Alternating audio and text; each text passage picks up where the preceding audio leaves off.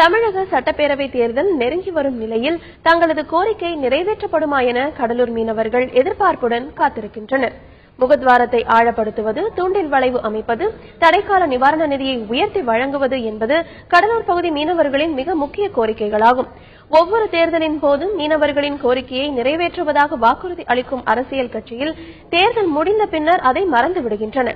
தற்போது தமிழக சட்டப்பேரவை தேர்தல் நெருங்கி வருவதால் தங்களது கோரிக்கை நிறைவேற்றப்படுமா என கடலூர் மீனவர்கள் பெரும் எதிர்பார்ப்புடன் காத்திருக்கின்றனர்.